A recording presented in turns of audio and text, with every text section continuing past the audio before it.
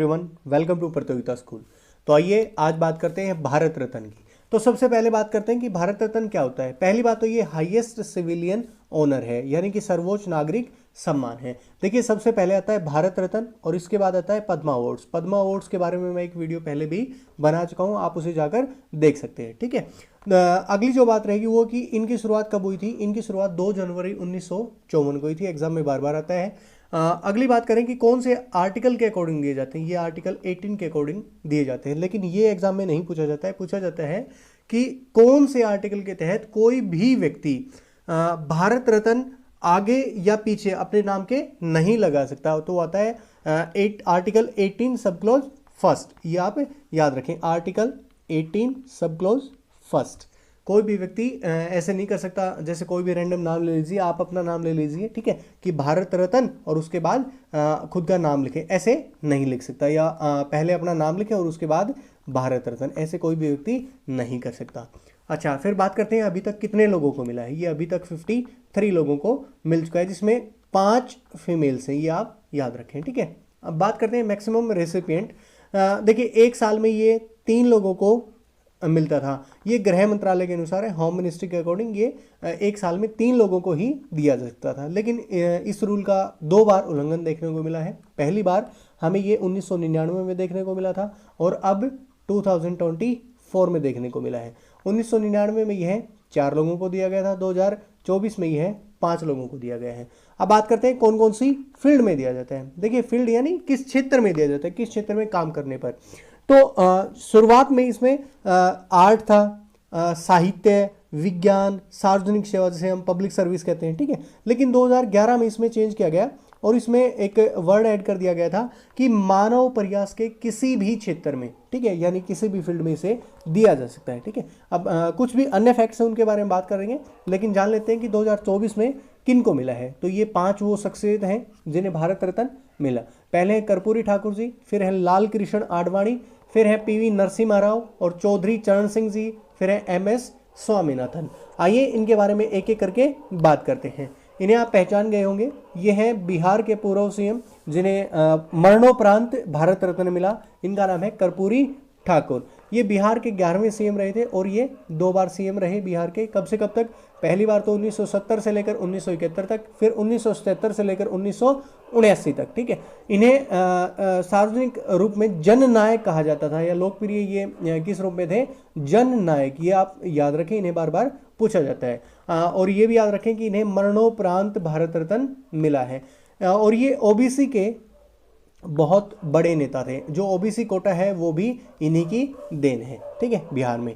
फिर बात करते हैं अगले जो शख्सियतें रहेंगी, ये है लाल कृष्ण आडवाणी, जिन्हें हम प्यार से आडवाणी जी कहते हैं। ठीक है, तो ये एक इंडियन पॉलिटिशियन है, बीजेपी के नेशनल प्रेसिडेंट रहे बहुत लंबे समय तक और को फाउंडर ऑफ बीजेपी। देखिए, पहले बीजेपी माना जाता था कि अटल जी और मुरली मनोहर जोशी और आडवाणी जी, ठीक है, इन्हीं व्यक्तियों के सहारे चलती थी। लेकिन आजकल आडवाणी जी का जो रोल है वो बहुत कम दिखाई देता है। ठीक है, अगले जो व्यक्ति रहेंगे ये है PV नरसिम्हा राव। ठीक है, इनका पूरा नाम रहेगा पामुलपर्थी वेंकटा नरसिम्हा राव। ये भारत के पूर्व प्रधानमंत्री रहे। 2004 में इनकी मृत्यु हो गई थी। ये साउथ इंडिया के बहुत बड़े लीडर थे, आप याद रखें, और भारत के 9वें प्रधानमंत्री के रूप में इन्होंने 1991 से लेकर 1996 तक कार्य किया था। और इन्हें liberal reforms to Indian economy के लिए जाना जाता है। आपको याद होगा कि 1991 में ही हमने LPG पॉलिसी लागू की थी। LPG यानी लिबरलाइजेशन, प्राइवेटाइजेशन एंड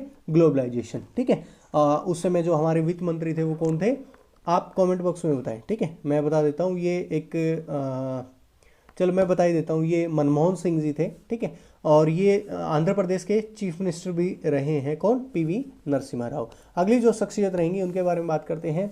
इन्हें आप जान गए होंगे, ये है चौधरी चरण सिंह जी। ठीक है, इनके बारे में फैक्ट, पहली बात तो ये है कि इन्होंने कभी भी पार्लियामेंट को फेस नहीं किया था एज एन प्राइम मिनिस्टर। ठीक है, फिर बात करते हैं कि ये 5वें CM थे उत्तर प्रदेश के और 5वें ही प्रधानमंत्री थे भारत के। ठीक है, इन्हें जाट लीडर के रूप में माना जाता था और इनकी मुख्य बात ये थी कि एंटी कांग्रेस पॉलिटिक्स करते थे। ठीक है, यानी कांग्रेस के विरोधी थे।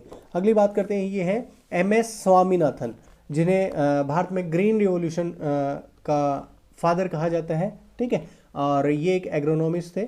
आगे बात करते हैं कि किन किन लोगों को मुख्य रूप से दिया गया था ये भारत रत्न। तो 1954 में 3 लोगों को मिला था, ये याद रखें, राजगोपालाचार्य जी हैं, सर्वपल्ली राधाकृष्णन जी हैं और सीवी रमन हैं। इनको याद रखें, एग्जाम में बार बार पूछा जाता है। फिर कुछ मुख्य हैं, जैसे पंडित जवाहरलाल नेहरू हैं 1955 में, धोंडो केशव कर्वे, ये याद रखें, ये सबसे उम्रदराज व्यक्ति हैं जिन्हें भारत रत्न मिला था। ये 100 की उम्र में इन्हें भारत रत्न दिया गया था।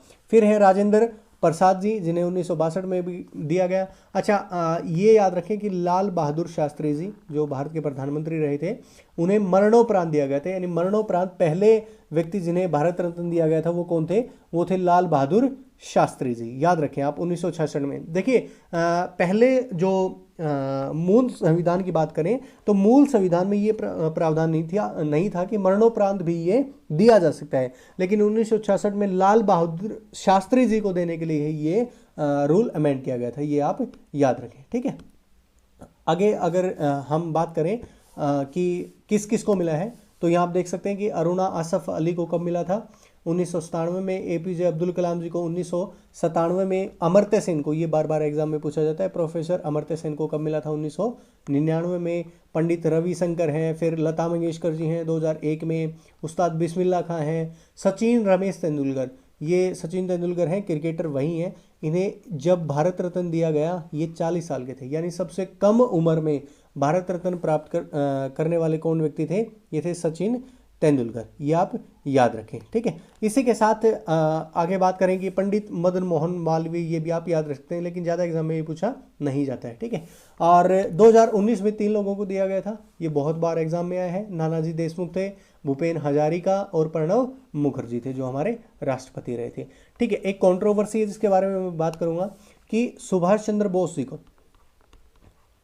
1992 में भारत रत्न देने की घोषणा की गई थी, ठीक है, लेकिन ये प्रदान नहीं किया गया था। ये ना तो एग्जाम में पूछा जाता है ना इसके बारे में बात की जाती है, तो याद रखें आपकी 1992 में सुभाष चंद्र बोस जी को भारत रत्न देने के लिए घोषणा की गई, लेकिन ये प्रदान नहीं किया गया था, ठीक है। चलिए आपके लिए क्वेश्चन है, क्वेश्चन ये रहेगा कि आपके अकॉर्डिंग किस व्यक्ति को या किस महिला को, किस पुरुष को, किस फील्ड में अगला भारत रत्न मिलना चाहिए? आप कमेंट बॉक्स में जरूर बताएं।